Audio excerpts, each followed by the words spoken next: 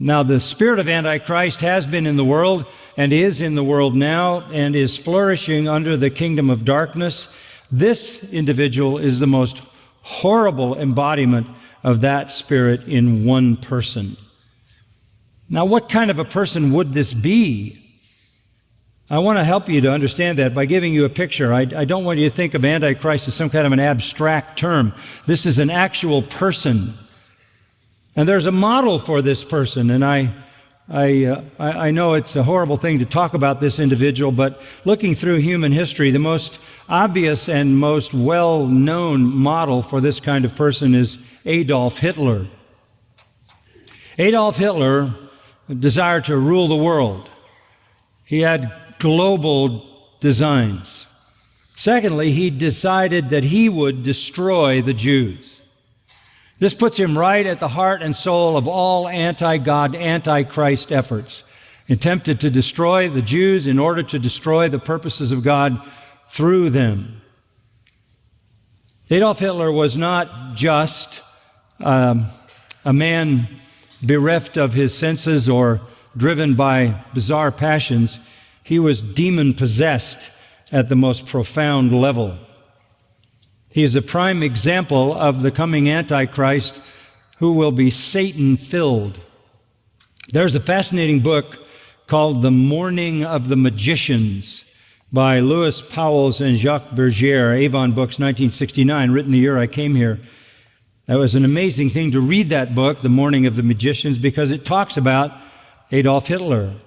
The authors, who are non-Christians, present the case for Hitler's identification with the demon world, drawn from records of the Nuremberg trials, for example, thousands of books and reviews, and the testimony of many eyewitnesses. And here are the things they say about Adolf Hitler. Here's a quote. "It is impossible to understand Hitler's political plans unless one is familiar with his basic beliefs and his conviction that there is a magical relationship between man and the universe." And by saying that, they introduce the reader into the world of mysticism in which Hitler lived. Deep, dark connections with demonic powers. He saw the miracle of his own destiny, Hitler did, as an action of unseen supernatural forces. The writers go on to say the probable explanation for Hitler's deeds is the existence of a magical puzzle, a powerful and satanic mystical current. We shall never be safe from Nazism, or rather from certain manifestations of the satanic, which through the Nazis cast its dark shadow over the world until we have roused ourselves to full understanding of the most fantastic aspects of the Hitlerian adventure, which is to say, you can't understand him unless you understand his connections with demons. Some of you will recognize the term the Hollow Earth Society.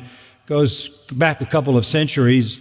Eric Norman wrote a book in 1972 on the Hollow Earth Society, and he gives us more insight into Hitler's connection to the demon world. The Hollow Earth Society said basically the earth is hollow, and inside the earth are supernatural beings who live and exist, and they are the superpowers, and if we don't acquiesce to them and find ways to connect with them and submit to them, they will destroy us. The Hollow Earth Society, Hitler and his Nazi-oriented secret cult were up to their ears in this Hollow Earth Society. It's a macabre kind of preoccupation. They actually believed the earth was hollow and held these advanced beings, and if we don't succumb to them, we're ultimately going to be enslaved to them. Norman writes, Nazi records seized after the fall of the Third Reich indicate that Hitler and his henchmen launched several expeditions into the Hollow Earth. They were always trying to find the way into the Hollow Earth, and there are lists, I was reading some of them this week, of locations in the world where people believed there was an entrance into the Hollow Earth to touch these beings. This kind of thing is mentioned in Hinduism. It is mentioned in Buddhism. It is mentioned in certain tribes of American Indians, and it was a part of ancient German mythology, which is maybe where Hitler connected to it. It is a bizarre kind of thing that prompted Hitler, these demon communications prompted Hitler to use children. And that comes directly from the occult perceptions of the hollow earth society. From that hollow earth perspective on children, he developed what was called the adolescent werewolves. These were the young children in black uniforms from the ages about 8 to 13 who had sinister death's heads on their sleeves, and Hitler at one point had 8.8 million of such children, part of this demonic force. His Third Reich was entirely welded to black demonic occultism. Karl Haushofer was one of Hitler's generals and one of the earliest members of the German, what was called the Society of the Golden Dawn, founded for practices of black magic. It was Haushofer who encouraged Hitler, under demon influence, to write Mein Kampf, My Struggle. Haushofer had visited India, China, and Tibet, had adopted Buddhist beliefs, and was essentially initiated into the secret Buddhist society, the occult black society, from which the only escape was suicide. And he demonstrated some amazing demonic psychic powers. He had total control over Hitler. Haushofer was the black magician that controlled Hitler. Even Rudolf Hess said, Haushofer is the power, the magician behind Hitler and his demonic legions. That's a quote from Rudolf Hess. Haushofer was the magician. Hitler was the medium connecting with the demons. Swastika was a magical sign from the Orient and Europe as well, with demonic origins. By 1925, a group of Tibetan monks had moved to Berlin. They were members of a black order swearing allegiance to the powers of darkness, to Satan himself. From that time on, funds were made available by the Nazis to finance expeditions into Mongolia and into Tibet to connect with more of these black monks, to go deeper into the demonic world where Hitler wanted to extract the power to take over the world. When Germany fell, several hundred in SS death head uniforms were found to be Himalayan Orientals with no IDs. Rosenberg said they were the last of the black monks who had helped Hitler's dark, menacing movement. Rosenberg says in March of 1946, Haushofer killed his wife, then before a Buddhist altar killed himself. His son said he knew his father was the magician behind Hitler.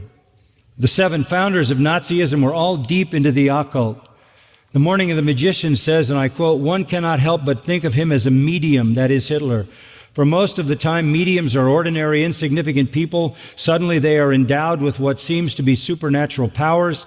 It was in this way, beyond any doubt, Hitler was possessed by forces beyond himself, demonic forces which the individual named Hitler was only the temporary vehicle. Those close to him said that when he spoke openly and in public, he had a completely different voice than his normal voice because demons were speaking through him. Quoting Hitler, he said, "What will the social order of the future be? Comrades, I will tell you, over all will reign a new and exalted nobility of whom I cannot speak."